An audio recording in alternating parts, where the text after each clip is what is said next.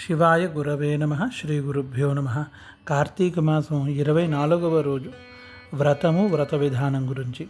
ఈరోజు విశేషంగా సూర్యోదయానికి ముందే లేచి సంకల్పపూర్వకంగా గణపతి నామస్మరణ చేసుకుని స్థలారా స్నానం చేయాలి. విశేషంగా ఈరోజు గణపతిని అర్చించిన వారికి మహాఫలితం దొరుకుతుంది. అందుకని గణపతి యొక్క షోడశనామములైన సుముఖశ్చైకదంతశ్చ కపిలో గజకర్ణక లంబోదరశ్చ వికటో విఘ్నరాజో గణాధిప ధూమకేతుర్గణాధ్యక్ష పాలచంద్రో గజానన వక్రతుండ శూర్పకర్ణో హేరంబస్కందపూర్వజ అనే ఈ 16 నామాలని స్మరించుకుని గణపతికి దూర్వా సమర్పణం, పుష్ప సమర్పణం, అక్షతల సమర్పణం చేసుకోండి. రానివారు ఓం గం గణపతయే నమః అని 8 సార్లు పుష్పాలను, అక్షంతలను గణపతి పాదాల దగ్గర ఉంచండి. ఈరోజు దీంతో పాటు శివ విష్ణువు శివకేశవులకి పూజ చేయడం, శాలిగ్రామ పూజ చేయడం, శాలిగ్రామ దానం చేయడం కూడా చాలా విశేషం అన్నమాట. ఈరోజు కూడా శాలిగ్రామాన్ని పూజించి అర్చించి దానం ఇవ్వడం, అది కాకుండా స్వయంపాకంగా బియ్యము, కాయగూరలు, ఉప్పు, పప్పు, ఎండు మిరపకాయలు ఖచ్చితంగా ఉంచి స్వయంపాక పదార్థాలతో కలిపి తులసి దళాన్ని కూడా పెట్టి యథాశక్తి దక్షిణతో దానం ఇవ్వడం చాలా విశేషం. అలాగే 24వ రోజు వ్రత కథగా చాలా విశేషమైన అంబరీషుడి వ్రత కథ ఇవాళ రేపు ఉంటుందన్నమాట. అందులో ముందుగా ఈరోజు విషయం తెలుసుకుందాం. 24వ రోజు తప్పక కార్తీక పురాణం వినాలి.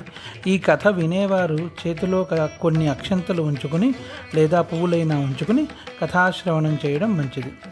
శ్రీ మహావిష్ణువు పాదాల దగ్గర వ్రతం అయిన తర్వాత అక్షంతలు, పుష్పము పెట్టి మిగిలిన నక్షత్రాలు తమ మీద, పిల్లల మీద వేయడం చాలా విశేషం అన్నమాట. ఒకానొకప్పుడు అయోధ్య నగరంలో నాభాగుడు అనే మహారాజు ఉండేవాడు. ఆయన కొడుకే అంబరీషుడు. అంబరీష మహర్షి అని అంటారు ఆయన్ని. అలాగే అంబరీష మహారాజు అని కూడా అంటారు. ఆయన పరమ విష్ణు భక్తుడు.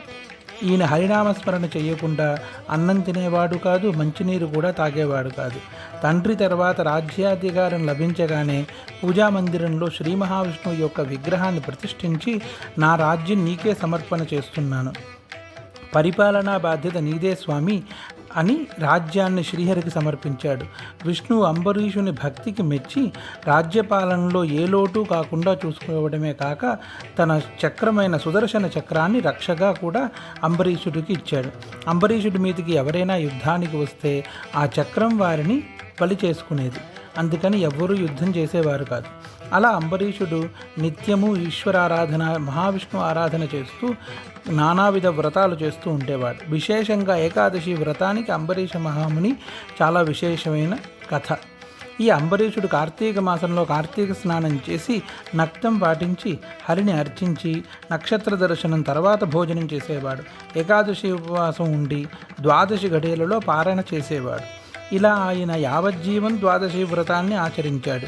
ఒక కార్తీక మాసంలో ఏకాదశి ఉపవాసం ఉన్న అంబరీషుడు ద్వాదశి నాడు పారణ చేసేందుకు ప్రొద్దుటే లేచి సరయూ నదీ తీరంలో స్నానం చేసి శ్రీహరి మందిరానికి వచ్చి అత్యంత భక్తితో శ్రీహరిని పూజించాడు. మధుర కంఠంతో హరికీర్తనలు పాడాడు. అనంతరం ఎవరైనా మహానుభావులైన ఋషులో, మునులో, పండితులో, విప్రులో వస్తే వారికి భోజనం పెట్టి తాను పాలన చేద్దామని ఎదురు చూస్తూ ఉండగా అక్కడికి పరమ పూజ్యుడైన దూర్వాస మహాముని వచ్చారు. రుద్రాంశ సంభూతుడైన దూర్వాస మహర్షి మణిద్వీపానికి కూడా వెళ్ళగల తపస్వి.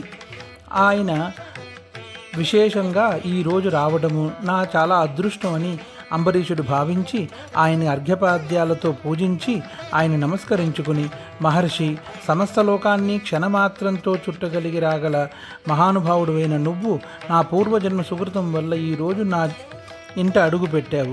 ఇది కార్తీక మాసం ద్వాదశి. ఈ తిథికి అపూర్వ శక్తి ఉన్నది.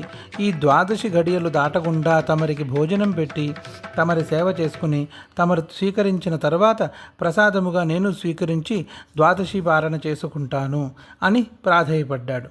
సంతోషముగా ఒప్పుకున్నాడు దూర్వాస మహర్షి. మహారాజా, ఏకాదశి, ద్వాదశి వ్రతము నియము పాటించడంలో నిన్ను మించిన వాడు ఎవరూ లేరు. నిష్ఠాగరిష్ఠుడివి, శ్రీహరి భక్తుడివి అయిన నీ కోరిక మన్నిస్తున్నాను. ఇప్పుడే నేను నదికి వెళ్ళి స్నానం చేసి తిరిగి వచ్చి నీ ఆతిథ్యం స్వీకరిస్తాను అని బయలుదేరి దూర్వాస మహాముని నదికి వెళ్ళారు. స్నానం చేసి జపాధ్యానంలో నిమగ్నమై అంబరీషుడు ఇంటి భోజన సంగతి మర్చిపోయాడు. ద్వాదశి గడియలు దాటిపోతున్న మహర్షి తిరిగి రాకపోవడంతో తనకు ద్వాదశి వ్రతభంగం కాకుండా ఉండేందుకు కులపురోహితుడైన వశిష్ఠ మహర్షిని సలహా అడిగారు. వశిష్ఠ మహర్షి చెప్తూ, నువ్వు ఋషి వచ్చేదాకా భోజనం చేయకుండా ఉండకూడదు. అలా ఏదో ఒకటి తినకపోతే ద్వాదశి వ్రతం భంగమవుతుంది. కనుక కాసిన్ని నీళ్లు తులసీ దళం వేసుకుని కేశవాయ స్వాహ, నారాయణాయ స్వాహ, మాధవాయ స్వాహ అని తీసుకో అనుకుంటూ తాగేయి. అన్నం తిన్న ఫలితం దొరుకుతుంది. అలాగే అన్నం తినలేదు కనుక అతిథి మర్యాదకు భంగం వాటిల్లదు. నీకు వ్రతభంగము చేసిన పాపం ఉండదు. ద్వాదశి వ్రత ఫలితం దక్కుతుంది అని మహర్షులు సూచించారు. వశిష్ఠ మహర్షులు వారు సూచించారు. వారి సలహా పాటించి నీళ్లు ఆహారంగా తీసుకుని ద్వాదశి గడియలు దాటకుండానే అన్నం తిన్న ఫలితం పొందాడు అంబరీషుడు. అది పూర్తి నక్త ఉపవాసం చేసిన ఫలితం వస్తుంది. తదనంతరం కథను 25వ రోజు శ్రవణం చెయ్యాలి. చేతిలో అక్షంతులు పుష్పాలు ఏవైతే పట్టుకున్నారో అవి విష్ణుమూర్తి పాదముల దగ్గర వేసి ఆ అక్షంతులు తమ మీద, భార్యాపిల్లల మీద కూడా వేసి నమస్కరించుకోండి. శివాయ గురవే నమః. ఈరోజు అంబరీషుడి వ్రత కథ వినడము, చదవడము చాలా విశేషమైనది.